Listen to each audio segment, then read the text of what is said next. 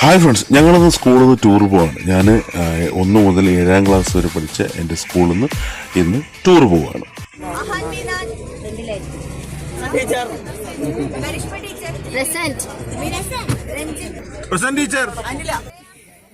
അപ്പോൾ നിങ്ങളിപ്പോൾ കേട്ടത് അറ്റൻഡൻസ് ഒക്കെ എടുത്ത് ബസ്സിൽ പിള്ളേരൊക്കെ കയറിയിട്ടുണ്ടോ, എല്ലാവരും ആയിട്ടുണ്ടോ നോക്കുന്ന പരിപാടിയായിരുന്നു. ഒരുപാട് കാലമായി പ്രസൻറ്റ് ടീച്ചറൊക്കെ പറഞ്ഞിട്ട്, അപ്പോൾ അതൊക്കെ ഭയങ്കര നൊസ്റ്റാൾജിക് ഓർമ്മകളായിരുന്നു. അപ്പോൾ ഞങ്ങൾ യാത്രയൊക്കെ സ്റ്റാർട്ട് ചെയ്തു. കുറച്ച് പേര് ബാഗും കാര്യങ്ങളൊക്കെ എടുത്ത് വയ്ക്കുന്ന തിരക്കിലായിരുന്നു. കുറച്ച് പേരൊക്കെ പാട്ടൊക്കെ ഇട്ട് അടിച്ച് പൊളിച്ച് തുടങ്ങിയിട്ടുണ്ട്. അപ്പോൾ ഞങ്ങൾ ആദ്യം പോകുന്ന ഡെസ്റ്റിനേഷൻ എന്ന് പറയുന്നത് തൃപ്പരപ്പ് വാട്ടർഫോൾസാണ്. നിങ്ങൾക്ക് എല്ലാവർക്കും അറിയാവുന്ന തൃപ്പരപ്പ് വാട്ടർഫോൾസ്. നിങ്ങൾ ഇല്ലയെന്നുണ്ടെങ്കിൽ ഗൂഗിൾ മാപ്പ് ഇട്ടാൽ കൃത്യമായിട്ട് അവിടെ തന്നെ പോയി എത്തും. കുറേ പേരൊക്കെ എണീറ്റ് തുടങ്ങി, കുറച്ച് പേരൊക്കെ ഉറക്കച്ചടവിലാണ്. അപ്പം നമ്മളെല്ലാവരും ഫസ്റ്റ് ഡെസ്റ്റിനേഷനിൽ ഇറങ്ങിയിട്ടുണ്ട്. നമ്മളാണ് ആദ്യം അവിടെ ചെല്ലുന്നത്. അപ്പോൾ അവിടുത്തെ ടൈമെന്ന് പറയുന്നത് 8 മണിക്കാണ് ഓപ്പണിംഗ്. നമ്മൾ അതിന് മുന്നേ അവിടെ എത്തിയിട്ടുണ്ട്. ഇപ്പം മഴ സീസൺ അല്ലാത്തതുകൊണ്ടാണ് വാട്ടർഫോൾസ് ഇച്ചിരി വെള്ളം ഷോക്കായിട്ടുള്ളത്. അല്ലാതുണ്ടെങ്കിൽ നല്ല വെള്ളച്ചാട്ടം ഉണ്ടാകുന്നതാണ്. ഫുൾ ഫ്ലഡ്ജ് നമുക്ക് അങ്ങറ്റം ഇങ്ങറ്റം കാണാൻ പറ്റും.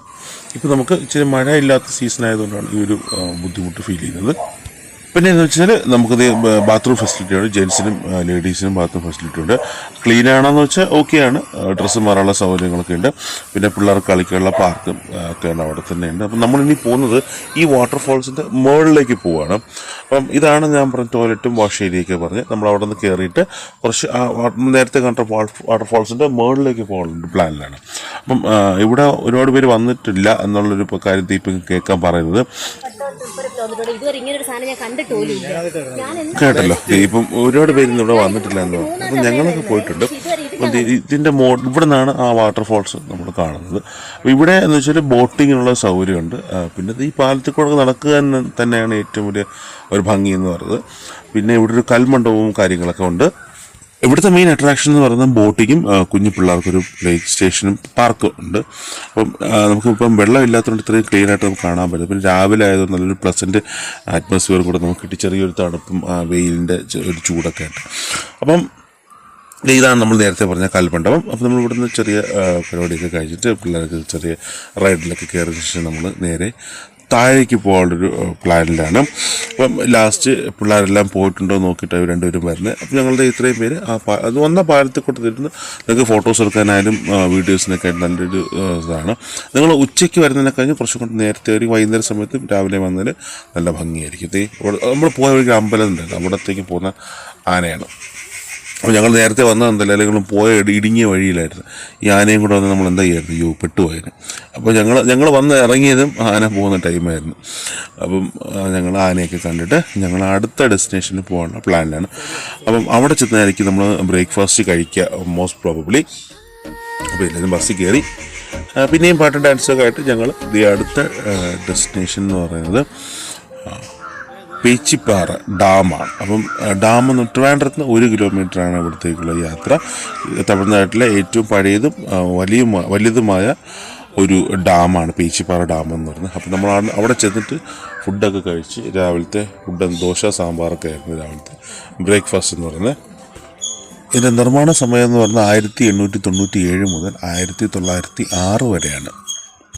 അന്നത്തെ തിരുവിതാംകൂർ മഹാരാജാവായിരുന്ന ശ്രീമൂലം രാമവർമ്മയാണ് ഇത് പണി കഴിപ്പിച്ചത്. അദ്ദേഹം ഏൽപ്പിച്ചിരുന്നത് യൂറോപ്യൻ സിവിൽ എഞ്ചിനീയറായ ഹാംഫർ അലക്സാണ്ടർ മിഷൻ. അദ്ദേഹമായിരുന്നു അന്നത്തെ ചീഫ് എഞ്ചിനീയർ. അദ്ദേഹത്തിൻ്റെ മേൽനോട്ടത്തിലായിരുന്നു ഈ ഡാമിൻ്റെ കൺസ്ട്രക്ഷൻ. 26.1 ലക്ഷം രൂപയാണ് അന്നത്തെ ഇതിൻ്റെ കോസ്റ്റ് എന്ന് പറഞ്ഞത്. ഇതൊരു സ്ട്രെയിറ്റ് ഗ്രാവിറ്റി മെയ്സണറി കൺസ്ട്രക്ഷനായിരുന്നു. അപ്പോൾ നമുക്ക് ഡാമിൻ്റെ മുകളിൽ കയറുമ്പോൾ നമുക്ക് ഇവിടം വരെ മാത്രമേ പെർമിറ്റ് ഉള്ളൂ. അല്ലാണ്ട് ഡാമിൻ്റെ കുറുകെ നമുക്ക് പോകാനായിട്ടുള്ള പെർമിഷൻ ഇല്ല. ഇവിടെ സെക്യൂരിറ്റിയും കാര്യങ്ങളൊക്കെ ഉണ്ട്. അപ്പോൾ ഇതൊരു 48 ഫീറ്റ് വരുന്ന ഹൈറ്റ് വരുന്നൊരു ഡാമാണ്. 555 അടി നീളമുണ്ട്. ഇതിന് 6 സ്പിൽവേ കാര്യങ്ങളൊക്കെ ഇതിനകത്തുണ്ട്. പിന്നെ ബോട്ടിംഗ് സർവീസ് നമുക്ക് അവൈലബിൾ ആണ്. പല റേറ്റിലും നമുക്ക് അറിയപ്പെടും. ഇത് കോതയാറിൻ്റെ കുറുകെയാണ് ഈ ഡാം കെട്ടിയിരിക്കുന്നത്. ഇത് നമ്മുടെ നാഞ്ചിനാടെന്ന് പറയുന്ന ഒരു എല്ലാം കൂടെ ചേർന്നൊരു പ്ലേസായിരുന്നു പണ്ട് കാലത്ത്. അത് നമ്മൾ തിരുവിതാംകൂർ റൈസ് ബൗൾ എന്നാണ് അറിയപ്പെട്ടിരുന്നത്. അപ്പം ഈ നെൽകൃഷിക്കും ജലസേചനത്തിനും വേണ്ടിയിട്ടാണ് ഈ ഡാം അന്ന് പണി കഴിപ്പിച്ചത്. അപ്പോൾ ഇതിൻ്റെ ഡീറ്റെയിൽസും കാര്യങ്ങളൊക്കെ ഞാൻ ഡിസ്ക്രിപ്ഷൻ ബോക്സിൽ കൊടുത്തേക്കാം. നമ്മൾ ഒരുപാട് പറയുമ്പോൾ ഹിസ്റ്ററി ക്ലാസ് പോലെ ഇപ്പം അത് ഒഴിവാക്കാൻ വേണ്ടിയിട്ട് വേണമെന്നുള്ളതൊക്കെ വായിച്ചു നോക്കാം. ഞാൻ ഡീറ്റെയിൽസ് ഡിസ്ക്രിപ്ഷൻ ബോക്സിൽ കൊടുത്തിട്ടുണ്ട്. അപ്പോൾ നമ്മൾ പേച്ചിപ്പാറയിൽ ബ്രേക്ക്ഫാസ്റ്റ് ഒക്കെ കഴിഞ്ഞ് അത് ഫ്രഷ് ആവാനുള്ള സൗകര്യമുണ്ട്. ഇവിടെ തന്നെ ടോയ്ലറ്റും കാര്യങ്ങളൊക്കെ ഉണ്ട്. അപ്പോൾ നമ്മൾ അവിടെ നിന്ന് കഴിഞ്ഞതിന് ശേഷം നമ്മൾ നേരെ പോകുന്നത് അടുത്ത ഡെസ്റ്റിനേഷനിലേക്കാണ്. എല്ലാ ഡെസ്റ്റിനേഷനും പോകുമ്പോഴും പിള്ളേർ പാട്ട് ഡാൻസും കാര്യങ്ങളൊക്കെ ഉണ്ട്. അപ്പോൾ നമ്മൾ അടുത്ത ഡെസ്റ്റിനേഷൻ എന്ന് പറയുന്നത് പെരിഞ്ചാണി ഡാമാണ്. പെരിഞ്ചാണി ഡാമും നമ്മൾ ഏകദേശം അതേപോലെ തന്നെയാണ് തമിഴ്നാട് ജില്ലയിൽ കന്യാകുമാരി ഡിസ്ട്രിക്റ്റിലൊരു ഡാമാണ്. ഇതിൻ്റെ തൊട്ടടുത്ത പ്ലേസ് എന്ന് പറയുന്നത് മാർത്താണ്ഡം തന്നെയാണ്. നമുക്കിവിടെ രണ്ടിടത്തേക്കും തമിഴ്നാട് RTCയുടെ ബസ് കിട്ടും. ഇത് 71 വർഷം പഴക്കമുള്ള ഡാമാണ്. ഇത് 1952 ഇതിൻ്റെ പണി സ്റ്റാർട്ട് ചെയ്തത്. ഇത് നമുക്ക് സെയിം നമ്മൾ നേരത്തെ പേച്ചിപ്പാറ ഡാമിൻ്റെ വിശേഷം പറഞ്ഞതുപോലെ ഇറിഗേഷൻ പർപ്പസും വാട്ടർ സർവീസിനും വേണ്ടിയിട്ടാണ് നമ്മൾ ഈ ഒരു ഡാം അന്ന് പണി കഴിപ്പിച്ചത്. ഇത് തിരുവിതാംകൂറിൻ്റെ ഭാഗമായിരുന്നു. ഇവിടെയും ബോട്ടിംഗ് ഉണ്ട്. പക്ഷെ ഇപ്പം ഞങ്ങൾ ചെന്ന സമയത്ത് ബോട്ടിംഗ് ഒന്നും നടത്തുന്നില്ല. എനിക്ക് വെള്ളം കുറവായതുകൊണ്ടാണെന്ന് തോന്നുന്നത്. പക്ഷേ അത്ര വലിയൊരു ടൂറിസ്റ്റ് പ്ലേസ് ആണെന്ന് തോന്നുന്നില്ല. കാരണം അങ്ങനെ ആരെയും കാണാൻ ഞങ്ങൾ മാത്രം തന്നെ ഉണ്ടായിരുന്നുള്ളൂ അവിടെ പോയപ്പോഴത്തേനും. എന്താ കാര്യം എനിക്കറിയില്ല. പക്ഷേ ഈ ഡാമുകളൊന്നും പേച്ചിപ്പാറ ഡാം ശരി ആൾക്കാരൊക്കെ ഉണ്ട് അന്ന്. പക്ഷേ പെരിഞ്ചാണി ഡാമിൽ അങ്ങനെ ആരും സിറ്റി വരുന്നതായിട്ട് കാണുന്നില്ല. എനിക്കൊന്ന് എന്ത് കാരണം കൊണ്ടാണെന്ന് എനിക്കും അറിയില്ല. അപ്പം പക്ഷേ എൻ്റെ സ്റ്റെപ്പ് ഒരുപാട് നടന്ന് കയറാനുണ്ട്. അത് തന്നെയാണ് ഇതിൻ്റെ ഏറ്റവും വലിയൊരു ഹൈലൈറ്റ്, ബുദ്ധിമുട്ടെന്ന് പറഞ്ഞ്. പിന്നെ ഇരിക്കാനൊക്കെ നല്ല സ്പേസൊക്കെ ആയിട്ട് ചെയ്തിട്ടുണ്ട്, കസേരയൊക്കെ ഉണ്ട്. എന്നാലും എന്തൊക്കെയോ കുറച്ച് കൺസ്ട്രക്ഷൻ വർക്കൊക്കെ നടക്കുന്നുണ്ട്. അപ്പം ഈ ഡാമിൻ്റെ വിശേഷങ്ങളാണ് ഇത് ആ കൽസ്തൂപത്തിൽ കൊത്തി വെച്ചേക്കുന്നത്. ഇവിടെ നമ്മൾ ഭയങ്കര സെക്യൂരിറ്റി എന്നൊക്കെ പറയുന്നുണ്ടെങ്കിലും വേറെ വരാനും വഴിയും കാര്യങ്ങളൊക്കെ ഉണ്ട്.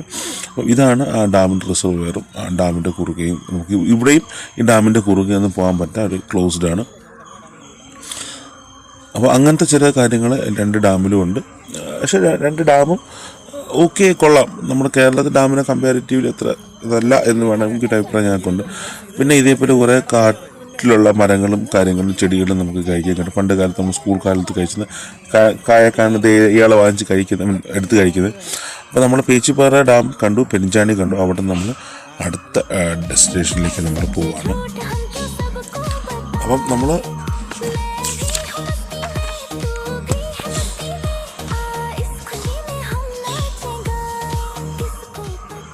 ഞങ്ങളുടെ അടുത്ത ഡെസ്റ്റിനേഷൻ എന്ന് പറയുന്നത് പത്മനാഭപുരം പാലസാണ്. അപ്പോൾ നമുക്ക് കണ്ടപ്പോൾ തന്നെ എല്ലാവർക്കും കുറേ പേർക്ക് മനസ്സിലായി കാണും. കാരണം നമ്മൾ കുട്ടിക്കാലത്ത് സ്കൂൾ ടൂറിന് അത് മിക്കവാറും പോകുന്നൊരു സ്ഥലമാണ് പത്മനാഭപുരം പാലസ് എന്ന് പറഞ്ഞത്. സംഗതി പറയത്തക്ക എല്ലാ വിശേഷങ്ങളും ഉണ്ട്. അതൊരു അടിപൊളി സംഭവം തന്നെയാണ് ആക്ച്വലി. അപ്പോൾ നമ്മൾ ഇവിടെ നിന്ന് ഏകദേശം ഒരു 11 മണിക്കൊക്കെയാണ് നമ്മളിവിടെ എത്തിയത്. അപ്പോൾ നമ്മൾ പോകുന്ന വഴിക്ക് തന്നെ ഇങ്ങനെ കാര്യങ്ങളൊക്കെ ഉണ്ട്. അവിടെ നിന്ന് നമുക്ക് നാടൻ സാധനം, തമിഴ്നാടിൻ്റെ ഓതൻറ്റിക് ആയിട്ടുള്ള സാധനങ്ങളൊക്കെ വാങ്ങാൻ കിട്ടും.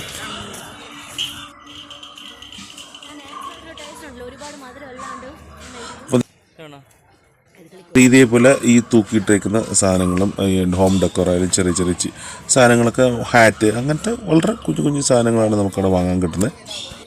കുറച്ച് ചൂടുള്ള ക്ലൈമറ്റാണ്, അതാണ് പ്രധാനമായിട്ട് നമുക്ക് പറയേണ്ടത്. അപ്പോൾ ഞങ്ങളെല്ലാവരും ഈ പത്മനാഭപുരം കൊട്ടാരത്തിൻ്റെ എൻട്രൻസ് എത്തിയിട്ടുണ്ട്. അപ്പോൾ ഇവിടെ നിന്ന് നമുക്ക് ടിക്കറ്റും ഒക്കെ എടുക്കാനുണ്ട്. ഭാഗത്ത് കയറിയതിന് ശേഷമാണ് അത് വരുന്നത്. അപ്പോൾ ഞാൻ പ്രൈസും കാര്യങ്ങളൊക്കെ ഞാൻ ഡിസ്ക്രിപ്ഷൻ ബോക്സിൽ കൊടുത്തേക്കാം.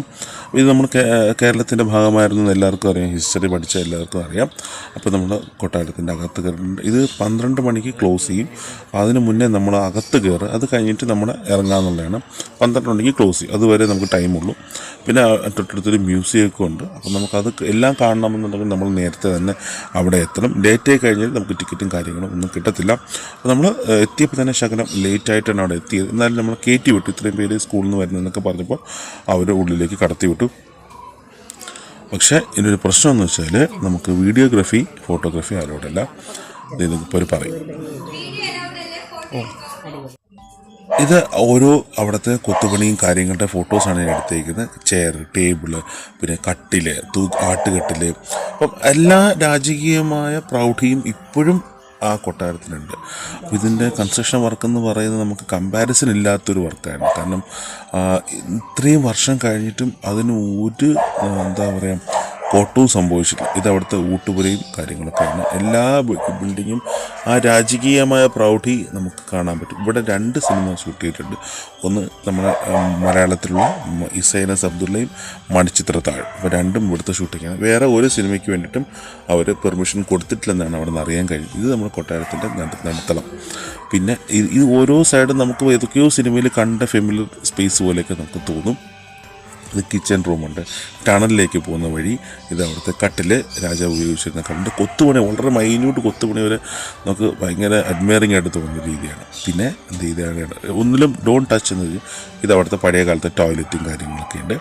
ഇത് നമ്മൾ ഒരു പോർഷനിൽ വേറൊരു ബിൽഡിങ്ങിലേക്ക് വരുന്നതിൻ്റെ നടുക്കുള്ളത് ഗാർഡൻ ഏരിയ പോലെയൊക്കെ അവർ സെറ്റ് ചെയ്തിട്ടുണ്ട്. കണ്ടോ, ഇത് 2 ബിൽഡിംഗ് തമ്മിൽ ജോയിൻ ചെയ്യുന്നത്. ഓരോ തടിയിൽ കൊത്തുപണിയാണ് ഹൈലൈറ്റ് എന്ന് പറഞ്ഞത്. അപ്പം നമ്മൾ ഇവിടെ നിന്നൊരു മെയിൻ റോഡ്, നമ്മൾ ബസ് കൊണ്ട് പാർക്ക് ചെയ്ത ബൈക്കും ബസ്സും ഒക്കെ പാർക്ക് ചെയ്യുന്ന റോഡാണ് നമ്മൾ കാണുന്നത്. എല്ലാം ഒരു തടിയുടെ വർക്കാണ് ഏറ്റവും നമ്മൾ വിസ്മയിപ്പിക്കുന്നത്. പിന്നെ അവിടുത്തെ പഴയ കാലത്തെ ഫോട്ടോസും കാര്യങ്ങളൊക്കെ ഞാൻ അതിനകത്ത് കൊടുത്തിട്ടുണ്ട്. അപ്പം വീഡിയോഗ്രാഫി, ഫോട്ടോഗ്രാഫി അലോഡല്ല, വീഡിയോഗ്രാഫി അലോഡല്ല, ഫോട്ടോഗ്രാഫി നമുക്ക് എടുക്കാം. അപ്പം ഇതൊക്കെയാണ് അതിൻ്റെ അകത്തുള്ള ഫോട്ടോസൊക്കെ. അപ്പം നമ്മൾ കുറച്ച് ഫോട്ടോസും ഒക്കെ നമ്മൾ എടുത്തിട്ടുണ്ട്, ബാക്കിയൊക്കെ ഇനിയുണ്ട്. ഈ റൂമിനകത്താണ് ആ ഫോട്ടോസൊക്കെ വെച്ചത്. നമ്മൾ പുറത്തിറങ്ങിയിട്ട് നേരെ ക്യാൻറ്റീനിലേക്ക് പോകാനുള്ള സ്പേസ് ഉണ്ട്. അകത്ത് തന്നെ ക്യാൻറ്റീനൊക്കെ ഉണ്ട്. അപ്പോൾ നമ്മൾ നേരെ ക്യാൻറ്റീനിലേക്ക് പോകുമ്പോഴത്തേനും നമുക്ക് റിഫ്രഷ്മെൻ്റ് ആയിട്ടുള്ള സാധനങ്ങളൊക്കെ കിട്ടും. ജ്യൂസ്, ഫ്രഷ് ജ്യൂസ് ആയാലും അല്ലാത്ത നമ്മുടെ ബോട്ടിൽഡ് ജ്യൂസൊക്കെ ആയാലും നമുക്ക് അവിടെ നിന്ന് കിട്ടും. അപ്പം നമ്മൾ അവിടെ നിന്ന് ഒരു ജ്യൂസൊക്കെ കുടിച്ചിട്ട് നമ്മൾ ഇനിയും കൊട്ടാരത്തിൽ കണ്ടു തീർന്നിട്ട് ഇനിയും ഉണ്ട് കാണാനായിട്ട്. അപ്പോൾ നമ്മൾ ലിച്ചിയും ഒരു ഗോവയാണ് വാങ്ങിച്ചേക്കുന്നത്. നമ്മൾ ഇവിടുന്ന് കഴിഞ്ഞിട്ട് നേരെ പുറത്തിറങ്ങാണ്ട് ഇതാണ് നമ്മുടെ കൊട്ടാരത്തിൻ്റെ ഒരു പോർഷൻ. ഏകദേശം നമുക്ക് അത്യാവശ്യം നടന്ന് കണ്ടു തീർക്കാനുള്ള എല്ലാ സംഭവവും അവിടെ ഉണ്ട്. പിന്നെ നമുക്കൊരു രാജകൊട്ടാരത്തിൻ്റെ എല്ലാവിധമായ പ്രൗഢിയും ഇപ്പോഴും കാത്തു സൂക്ഷിച്ചാണ് പത്മനാഭപുരം കൊട്ടാരം ഇപ്പോഴും നിൽക്കുന്നത്. പിന്നെ ഇപ്പോൾ ആർക്കിയോളജി ഡിപ്പാർട്ട്മെൻറ്റ് ഓഫ് ഇന്ത്യയുടെ കീഴിലാണ് അത് വരുന്നത്. അപ്പം എല്ലായിടവും CCTV ക്യാമറയും കാര്യങ്ങളൊക്കെ വെച്ചിട്ടുണ്ട്. അപ്പം നമ്മൾ എപ്പോഴും ക്യാമറ സർവൈലൻസിലാണ് നമ്മളുണ്ടായിരിക്കുന്നത്. ഈ കാണുന്നതൊക്കെ അന്നത്തെ കാലത്ത് പണി കഴിപ്പിച്ച ബിൽഡിങ്ങാണ്. ഇപ്പോഴും ഒരു ഓടിനോ അല്ലെങ്കിൽ ആ ചെമ്പറിനോ ഒരു പൊട്ടലോ വിള്ളലോ സംഭവിച്ചിട്ടില്ല.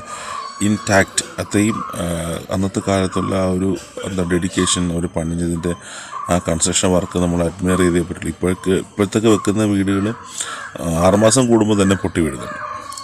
പിന്നെ ഓരോ പാലത്തിൻ്റെ കാര്യങ്ങൾ നമ്മൾ പറയണ്ടല്ലോ. അപ്പോൾ അന്നത്തെ കാലത്ത് ഈ ടെക്നോളജി ഒന്നും ഇല്ലാതെ അവർ ഇത്രയും കാലം ഈ ഒരു ബിൽഡിംഗ് നിൽക്കണമെന്നുണ്ടെങ്കിൽ അവരുടെ വർക്കിൻ്റെ ക്വാളിറ്റി എന്തായിരിക്കും.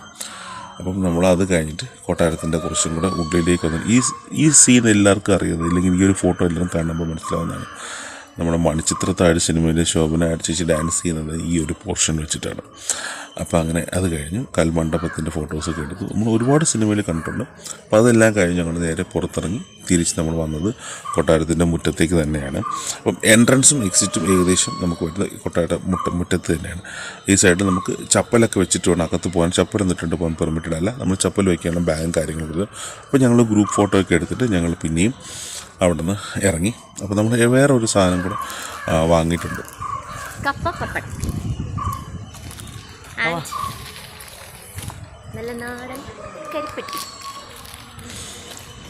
അപ്പോൾ ഇതാണ് ഞാൻ നേരത്തെ പറഞ്ഞത്. നമ്മൾ നടന്നു പോകുന്ന വഴിയിൽ പാർക്കിങ്ങിൻ്റെ സ്ഥലം പറഞ്ഞില്ലേ, ആ ഫോട്ടോ നമ്മൾ ഇവിടുന്ന് എടുത്തത്. അത് നമുക്ക് വെളിയിൽ കാണാം. നമ്മൾ ഇതുവഴിയാണ് നടന്നു പോയത്. അപ്പോൾ ഞങ്ങൾ ഇവിടുന്ന് ലഞ്ച് കഴിച്ചിട്ടാണ് നമ്മൾ അടുത്ത ഡെസ്റ്റിനേഷനിലേക്ക് പോകുന്നത്. നമ്മൾ ഇതിൻ്റെ ബാക്കിൽ ലഞ്ച് കഴിക്കാതെ ചെറിയൊരു സൗകര്യമേ ഉള്ളൂ. അപ്പം കൈ കഴുകാനുള്ള വെള്ളമൊക്കെ നമ്മൾ കരുതേണ്ടി വരും. അപ്പോൾ നമ്മൾ അത് കഴിഞ്ഞിട്ട് പോകുന്ന ഡെസ്റ്റിനേഷൻ നമുക്ക് വട്ടക്കോട്ട എന്നൊരു സ്ഥലത്താണ് നമ്മൾ പോകുന്നത്. എല്ലാവർക്കും അറിയാവുന്നൊരു സ്പേസ് തന്നെയാണ് വട്ടക്കോട്ട എന്ന് പറഞ്ഞത്. അപ്പോൾ നമ്മൾ ചെല്ലുമ്പം ടിക്കറ്റും കാര്യങ്ങളൊക്കെ എടുക്കണം. അപ്പോൾ ഇതിൻ്റെ ടിക്കറ്റ് ഫെയറിൻ്റെ കാര്യങ്ങളൊക്കെ ഞാൻ ഡിസ്ക്രിപ്ഷൻ ബോക്സിൽ കൊടുത്തേക്കാം, നിങ്ങൾ അവിടെ നോക്കിയാൽ മതി. അപ്പോൾ നമ്മുടെ വട്ടക്കോട്ടയ്ക്ക് അകത്ത് കയറുമ്പം ഒരു നല്ല വിശാലമായൊരു ഗാർഡനും ഒരു കുളവും ഒരു ചെറിയ കിണറും കാണാം. അപ്പോൾ അതിൻ്റെ വിശേഷങ്ങൾ നമുക്ക് പിന്നെ പറയാം. ഇപ്പം വളരെ വിശാലമായൊരു ഗ്രൗണ്ടും നല്ല രീതിയിൽ ലാൻഡ്സ്കേപ്പ് ചെയ്ത് വെച്ചിട്ടുണ്ട്. ഇപ്പോൾ ഇതിൻ്റെ നിർമ്മാണമെന്ന് പറഞ്ഞാൽ 18-ാം നൂറ്റാണ്ടിൽ അന്നത്തെ രാജാവായിരുന്ന മാർത്താണ്ഡവർമ്മയാണ് ഇത് നിർമ്മിച്ചത്. ഇതിനു മുന്നേ 12th സെഞ്ച്വറിയിൽ പാണ്ഡ്യ രാജവംശത്തിൻ്റെ കീഴിലായിരുന്നു എന്നും ചരിത്രങ്ങൾ പറയപ്പെടുന്നതിന് കാരണം അവർ പാണ്ഡ്യ രാജവംശത്തിൻ്റെ ഒരു ലോഗോയൊക്കെ അവിടെ കരിങ്കല്ലിൽ കൊത്തി വെച്ചിട്ടുണ്ട്. അപ്പോൾ ഏകദേശം 3.5 ഏക്കറിലാണ് ഈ കോട്ട നിലനിൽക്കുന്നത്. നമ്മൾ ഈ ഒരു പോർഷനിലേക്ക് വരുമ്പോൾ നമ്മുടെ ബാക്കി എല്ലായിടത്തും വേപ്പിൻ്റെ മരമാണെങ്കിൽ ഈ ഒരു മരം മാത്രമേ ഉള്ളൂ ഇവിടെ വേറിട്ട് നിൽക്കുന്ന, അത് എന്ത് മരമാണെന്ന് എനിക്കറിയില്ല, വേറിട്ട് നിൽക്കുന്നൊരു മരം. അപ്പോൾ നമ്മൾ ഇതൊരു ആ ഒരു ആർച്ച് കാണുന്നത് ഈ കോട്ടയുടെ മുൻവശമാണ്. അവിടെ ഈ പീരങ്കി വെച്ച് എയിം ചെയ്യുന്നൊരു സ്ഥലമാണ്. കാരണം കോട്ടയുടെ മുൻവശമുണ്ട്, സെക്യൂരിറ്റി റീസൺസിന് വേണ്ടിയിട്ട് അങ്ങനെ വെച്ചേക്കുന്നതാണ്. അപ്പോൾ ഈ കാണുന്നത് നമ്മുടെ ബംഗാൾ ഉൾക്കടലും ഇതിൻ്റെ മറുവശം എന്ന് പറയുന്നത് പശ്ചിമനില മലനിരകളുമാണ്. അപ്പോൾ നമ്മുടെ കോട്ടയുടെ മുകളിൽ നിന്ന് നോക്കിയാൽ ഈ ഒരു വ്യൂ ആണ് കാണുന്നത്. ഇതാണ് നമ്മൾ നേരത്തെ പറഞ്ഞ ആ ഒരു മരം എന്ന് പറഞ്ഞ്. ആ മരത്തിൻ്റെ സൈസ് കാണുമ്പോൾ തന്നെ വർഷങ്ങളുടെ പഴക്കമുണ്ട് ആ ഒരു മരത്തിന്. അപ്പോൾ നമ്മൾ ഇനി പോകുന്നത് കോട്ടയുടെ തൊട്ട് അപ്പുറത്തെ വശത്താണ്.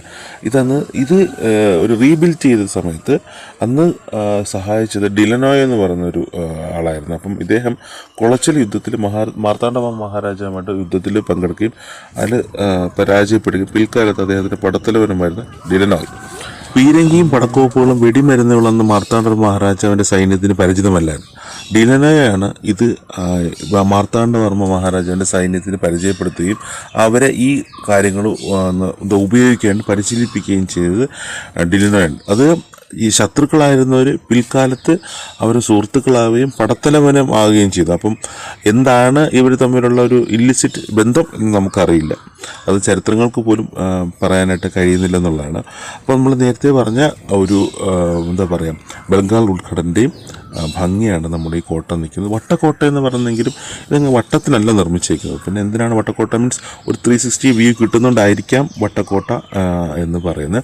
ഇത് ഈ ഒരു പോർഷൻ കടലിലേക്ക് തള്ളി നിൽക്കുന്ന രീതിയിലാണ് നിർമ്മിച്ചേക്കുന്നത്. ഇതിൻ്റെ ചുമരുകൾക്ക് 29 അടി വീതിയും ഉൾചുമരുകൾക്ക് ഇന്നർ വാൾസിന് 18 അടി വീതിയും ഇതാണ് ഇതിൻ്റെ ഒരു മെഷർമെൻ്റ് എന്ന് പറയുന്നത്. അകത്തൊക്കെ വരുന്ന ബാക്കി എല്ലാ മതിലുകൾക്കും 6 അടിയിൽ കുറയാതെ വീതി അവർ പറഞ്ഞിട്ടുണ്ട്. ഏകദേശം 300 വർഷത്തോളം പഴക്കമുണ്ടെന്നാണ് ഈ കോട്ടയ്ക്ക് പറയപ്പെടുന്നത്. പക്ഷെ കണ്ടു കഴിഞ്ഞാൽ ഇതൊക്കെ റീസെൻ്റ്ലി ബിൽഡ് ആയിട്ട് തോന്നും. കാരണം നമ്മളെ ഇപ്പോഴത്തെ ഓരോ കാര്യങ്ങൾ കൺസ്ട്രക്ട് ചെയ്തത് മിനിറ്റുകൾ കൊണ്ടാണ് പൊളിഞ്ഞു വിടുന്നത്. ഇത് 300 വർഷം ഈ ഇത്രയും കടലിൻ്റെ തീരത്ത് പണിഞ്ഞിട്ടും ഇതിനൊരു കോട്ടവും സംഭവിച്ചില്ല. വളരെ ബ്രാൻഡ് ന്യൂ ആയിട്ട് നിൽക്കുന്നു പറയുമ്പോൾ അന്നത്തെ കാലത്ത് കൺസ്ട്രക്ഷൻ വർക്ക് നമുക്ക് അഡ്മയർ ചെയ്തിരിക്കാൻ പറ്റില്ല. അത്ര ഗംഭീരമായിട്ടാണ് കൺസ്ട്രക്ഷൻ വർക്ക് ചെയ്തേക്കുന്നത്. ഈ ഒരു പോർഷൻ എന്ന് പറയുന്നത് കടലിലേക്ക് നോക്കത്തക്ക രീതിയിൽ നമ്മളെ വെടിക്കോപ്പുകൾ വെച്ച് എയിം ചെയ്യാനായിട്ട് ഒരു സ്പേസാണ് അവിടെ കൊടുത്തേക്കുന്നത്. അപ്പോൾ ഇനി നമ്മൾ ഇറങ്ങി വരുന്ന റാമ്പ് കാണാം. 2 സൈഡിലേക്ക് കയറിപ്പോൾ. അപ്പോൾ ഈ റാമ്പ് എന്ന് പറഞ്ഞാൽ പണ്ട് കാലത്ത് എനിക്ക് തോന്നുന്നു ഈ ഹെവി മിഷനറീസൊക്കെ മുകളിൽ കോട്ടയുടെ മുകളിൽ കൊണ്ടുപോകാനായിരിക്കും ഈ ഒരു റാമ്പ് ചെയ്തത്. എന്നാലും ആ റാമ്പിൽ കൂടെ ആനയില്ലാതെ വലിച്ചു കയറ്റാൻ പറ്റില്ല എന്നുള്ളതായിരിക്കും എനിക്ക് തോന്നുന്നു. അങ്ങനെ ഈ കൽമണ്ഡപങ്ങളുണ്ട് ഇവിടെ. ഈ യുദ്ധ സമയത്ത് അല്ലെങ്കിൽ സൈനികർക്ക് റെസ്റ്റ് ചെയ്യാനൊക്കെ ഉള്ള കൽമണ്ഡപങ്ങളാണ്. ഈ ഒരു കുളവും ആ കാണുന്ന കിണറിൽ നിന്നാണ് അന്നത്തെ സൈനികർ വെള്ളം കുടിക്കാനായിട്ട് ഉപയോഗിച്ചത്. ആ കുളത്തിൽ ആന, കുതിര പോലുള്ള മൃഗങ്ങൾക്കുള്ള ജലസംഭരണിയായിരുന്നു ആ സമയത്ത്. ഇപ്പോൾ അതിനകത്ത് ഫിഷ് ടാങ്ക് പോലെ ചെയ്തിട്ടുണ്ട്, കുറച്ച് മീനും കാര്യങ്ങളും. പക്ഷെ നമുക്ക് അകത്തേക്ക് കടത്തി വിടുന്നില്ല, റോപ്പ് വെച്ച് കെട്ടി ഇങ്ങനെ പ്രൊട്ടക്റ്റ് ചെയ്തേക്കാണ്. പക്ഷെ നല്ല രീതിയിൽ തന്നെ ആർക്കിയോളജി ഡിപ്പാർട്ട്മെൻറ്റ് ഓഫ് ഇന്ത്യ അത് പ്രൊട്ടക്റ്റ് ചെയ്ത് നിർത്തിയിട്ടുണ്ട്. അങ്ങനെ ഞങ്ങൾ സൈറ്റ് സീയിങ്ങും വട്ടക്കോട്ടയും പെരിഞ്ചാണിയും പേച്ചിപ്പാറയും എല്ലാം കണ്ട് ഞങ്ങൾ ലാസ്റ്റ് പോകുന്നത് ഡെസ്റ്റിനേഷൻ കന്യാകുമാരിയാണ്. അപ്പോൾ നമുക്ക് കന്യാകുമാരിയെ പറ്റി പറയാനാണ് ഒത്തിരി ഉണ്ട്. വളരെ ബ്യൂട്ടിഫുൾ ആയിട്ടുള്ളൊരു പ്ലേസാണ് കന്യാകുമാരി എന്ന് പറയുന്നത്. ഞങ്ങൾ നേരത്തെ വന്ന പോലെ അല്ല, ഒരുപാട് മാറ്റങ്ങൾ കന്യാകുമാരിക്ക് വന്നിട്ടുണ്ട്. ഒരുപാട് കാര്യങ്ങൾ കന്യാകുമാരിയിൽ പുതിയതായിട്ട് ഇൻട്രൊഡ്യൂസ് ചെയ്തിട്ടുണ്ട്. നല്ല കുറച്ചുകൂടെ ക്ലീനായി കന്യാകുമാരി. നമുക്ക് ഏറ്റവും ലോ ബഡ്ജറ്റ് ഒരു 1 ഡേ ട്രിപ്പൊക്കെ നോക്കുന്നവർക്ക് കന്യാകുമാരി നല്ലൊരു സ്പേസ് തന്നെയാണ്. ഒരുപാട് മാറ്റങ്ങൾ വന്നിട്ടുണ്ട്. ഇപ്പം നമ്മുടെ ഗ്ലാസ് ബ്രിഡ്ജ് ആയാലും അല്ലാതെ തന്നെ ബീച്ചിൻ്റെ സൈഡൊക്കെ നല്ല ക്ലീൻ നീറ്റായിട്ടുണ്ട്. ഏറ്റവും പറയാനുള്ളത് ഇത്രയും പേര് വരുന്നിട്ടും നല്ലൊരു ബാത്റൂം ഫെസിലിറ്റി ഉണ്ടെന്നുള്ളതാണ് നമുക്ക് ഏറ്റവും ഹൈലൈറ്റ് ആയിട്ട് പറയേണ്ടത്. അപ്പം ഞങ്ങൾ ജസ്റ്റ് അങ്ങോട്ട് ഇറങ്ങിയതേ ഉള്ളൂ ബീച്ചിലേക്ക്. അപ്പോൾ ഒരു വൈകുന്നേരം സമയമായതുകൊണ്ട് ബീച്ച് നല്ല ഓണാണ്. അപ്പം നമുക്ക് ദൂരെ നിന്ന് തന്നെ നമ്മുടെ വിവേകാനന്ദ പാറയും തിരുവള്ളൂരൊക്കെ കാണാൻ പറ്റും. പക്ഷെ നമുക്ക് അങ്ങോട്ട് പോകാൻ പറ്റും. ഞങ്ങൾ എത്തിയത് ലേറ്റ് ആയതുകൊണ്ട് അങ്ങോട്ട് പോകാൻ പറ്റില്ല. അപ്പോൾ ഞങ്ങൾ എന്തായാലും കന്യാകുമാരി 1 ഡേ ട്രിപ്പ് നമ്മൾ പ്ലാൻ ചെയ്ത് കന്യാകുമാരി മൊത്തത്തിലൊന്ന് എക്സ്പ്ലോർ ചെയ്യാൻ നമ്മൾ തീരുമാനിച്ചിട്ടുണ്ട്. അപ്പോൾ ഞങ്ങൾ വന്നപ്പോൾ വൈകുന്നേരം ആയത് നല്ല കാറ്റും ചെറിയൊരു ഗോൾഡൻ സൺസെറ്റും ഒക്കെ ആയിട്ട് നമുക്ക് കാണാൻ പറ്റി. അപ്പോൾ ഇത് ഞങ്ങൾ കുറച്ച് ഫോട്ടോസും കാര്യങ്ങളൊക്കെ എടുത്തു. കടലിലൊക്കെ പോയി കളിച്ചു. അപ്പോൾ നമ്മുടെ പിള്ളേരെയൊക്കെ ആയിട്ട് നമ്മൾ കടലിൽ ചെന്ന് അടിച്ചു പൊളിച്ച് അങ്ങനെ ഞങ്ങളെ ഇന്നത്തെ സ്കൂൾ ടൂർ നമ്മൾ വൈൻഡപ്പ് ചെയ്തിരിക്കുന്നു. നമുക്ക് എല്ലാ പ്രാവശ്യം കന്യാകുമാരിയിലുള്ളതുപോലെ നമുക്ക് ടോയ്സ് ആയാലും അതും ഇതൊക്കെ നമുക്ക് മേടിക്കാൻ കിട്ടും. പിന്നെ എന്തെങ്കിലും നമ്മുടെ ഉപ്പിലിട്ട മാങ്ങ, പൈനാപ്പിൾ, തണ്ണിമത്തൻ ഇതൊക്കെ ഉണ്ട്. അങ്ങനെ ഞങ്ങൾ കടലിലേക്ക് ഇറങ്ങുവാണ്.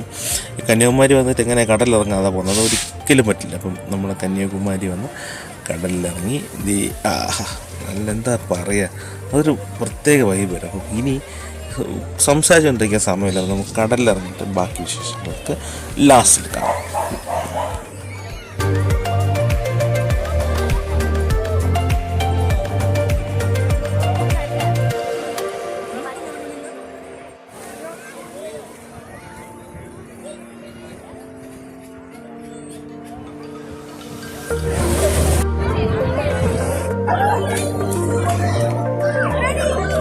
ഉറപ്പായിട്ട് ഇറങ്ങേണ്ടതാണ്. ഞാൻ പറഞ്ഞ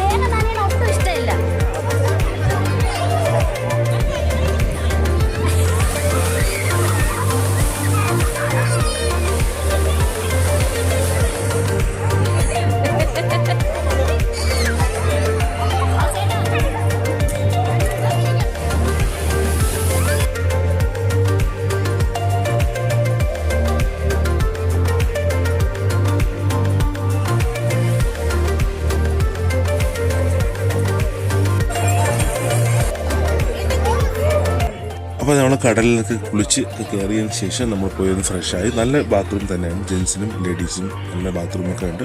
പേ ന്യൂസ് ഉണ്ടായിരുന്നു, പക്ഷെ ഇത് ക്ലോസ്ഡ് ആണ്. ഇപ്പം ഫ്രീ ആയിട്ടുള്ള ടോയ്ലറ്റ് തന്നെയാണ്. ഇപ്പം ജെൻസിനും ലേഡീസിനും ഡ്രസ്സ് മാറാനുള്ള സൗകര്യങ്ങളൊക്കെ ഉണ്ട്. ഇത്രയും പേര് വരുന്നത് കൊണ്ട് നല്ല ക്ലീൻ തന്നെ വേണമെങ്കിൽ പറയാം. കാരണം 1-2 പേരും നല്ല വരും. ഇത്രയും ജനങ്ങൾ വരുന്ന സ്ഥലത്ത് നല്ല ക്ലീനായിട്ട് ചെയ്തിട്ടുണ്ട്. അപ്പോൾ നമ്മൾ കന്യാകുമാരി ബീച്ചൊക്കെ കണ്ടു. എന്തെങ്കിലും ചെറിയ പർച്ചേസ് കഴിഞ്ഞാൽ തിരിച്ച് വീട്ടിലേക്ക് പോകാനുള്ള പ്ലാനിലാണ്. ഹായ് ഗായ്സ്, നമ്മുടെ ട്രിപ്പ് നമ്മൾ വൈൻഡ് അപ്പ് ചെയ്തിരിക്കുകയാണ്. This is our kids. ചാച്ച പറഞ്ഞേ. അപ്പോൾ ഈ പറഞ്ഞ ഞങ്ങൾ ട്രിപ്പൊക്കെ വൈൻഡ് അപ്പ് ചെയ്യാണ്. നമുക്ക് മറ്റൊരു വീഡിയോയിൽ കാണുന്നവരെ ബൈ ഫ്രണ്ട്സ്.